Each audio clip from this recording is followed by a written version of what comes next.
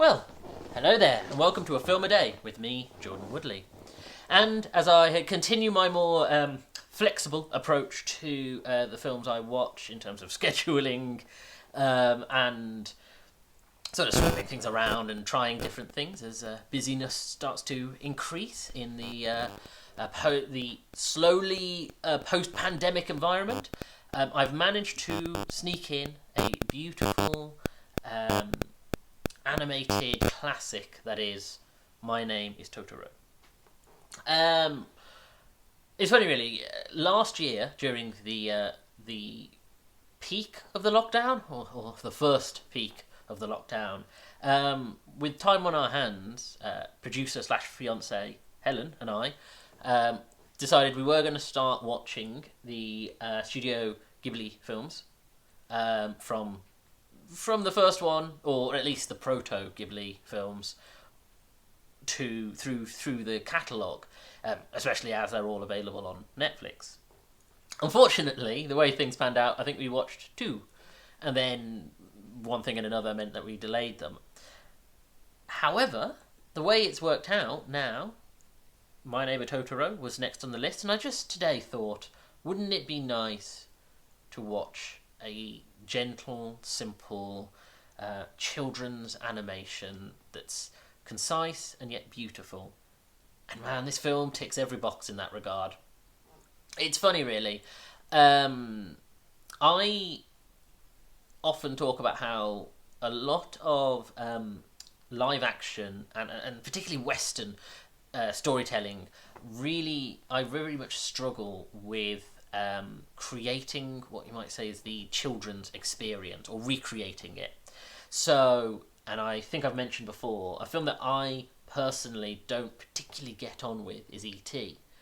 And I think E.T. and your love of it ties into your relationship to your own childhood, to, of course, the character of E.T., but insofar as it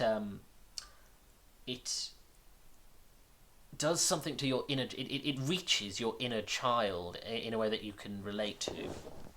Now, I don't get that same feeling from the film, and so my understanding of it is very different than a lot of people's. And I think that's a common problem with live action films, that unless you have a similar childhood, or you can find commonality with a film representation of childhood, it's very difficult to make it this universal experience. Or either the children are presented as too adult because they're being written by adults, or they are observed from an adult's perspective.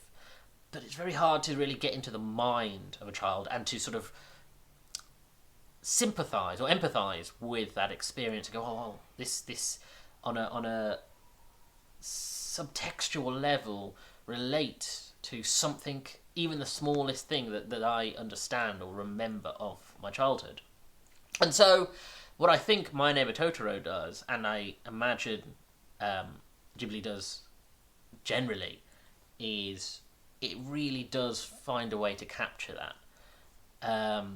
My Neighbor Totoro, I have never lived in Japan. I've never been a little girl, and to be honest, I didn't really grow up in that kind of environment that we see, and yet there's something so at its core understandable that it makes you think, yes, that is the child's experience, or at least I understand that's what it was like, and on some level I remember being like that as a child and having that kind of energy and that imagination where reality and fantasy blur to the point where, one could say, oh, is My Neighbor Totoro in a world where spirits exist, or is it just the imagination of the children?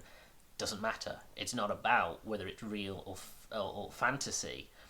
It's about the fact that children experience it as if it's real. And the beauty of this film is, yes, some people could level at the film that, it's a little childish. It's a kid's film.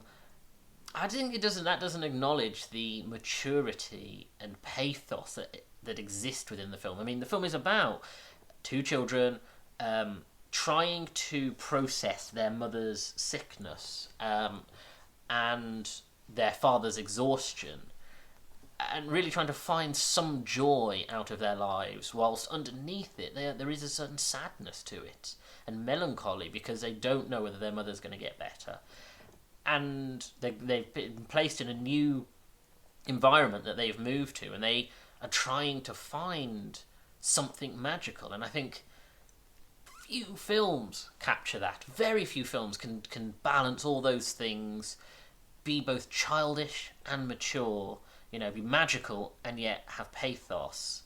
And there's something about it that's universal in time. As I was watching it, I was saying, when could this have taken place? And we said, well, the trains and telephones. So we know it's somewhere between... We sort of narrowed it down between the 60s and the 90s, but the fact that it's not clear, and it's not... it could be any time period in sort of the late 20th century.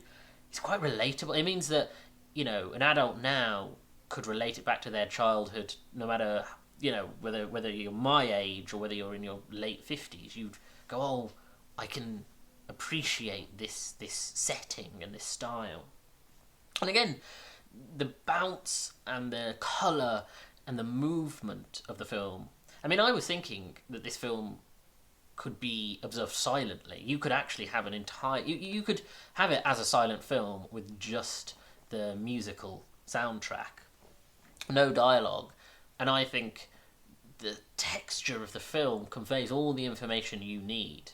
And of course, the dialogue is not without its merit, but the beauty and the style, and like I say, the movement and flow of it means that you're never bored. You might relax into it, because it is one of those styles of films where, and again, this is much more in the Eastern tradition of filmmaking than it is Western or the Hollywood, let's say.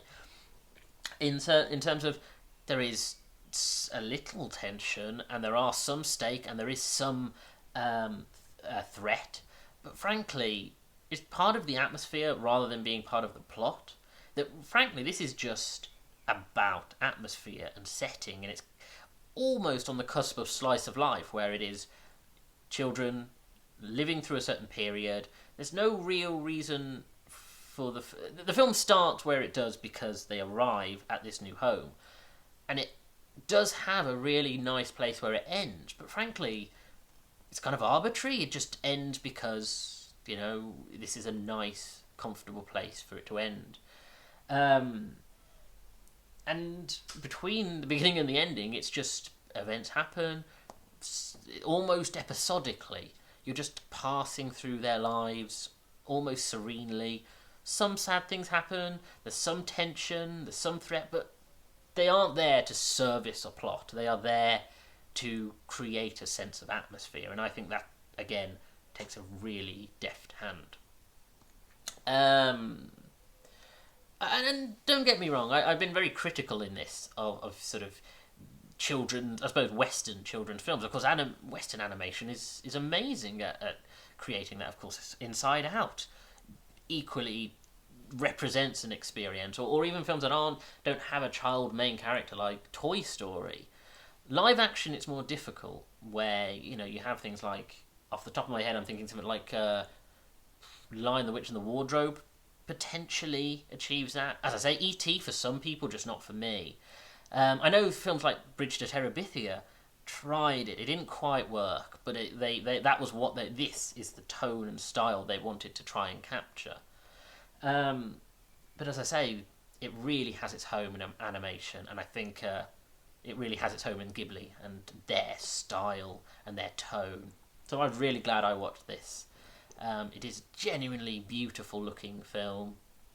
And I already knew that Studio Ghibli films are beautiful, but I think, again, as I think I've said in other film discussions, there's this sort of cultural zeitgeist and knowledge of something, and then there is sitting and watching it and going, oh, I'm glad that I was able to appreciate this experience. So yeah, wonderful, wonderful children's film. Anyway, Thank you for joining me. If you like this video, hit the like button. Please comment below and share the video because it all helps me in the algorithm. Subscribe to the channel and hit that little bell to get notifications of when new videos go up. There's a long back catalogue, so please do check out some of my other videos. Thank you for joining me. Take care.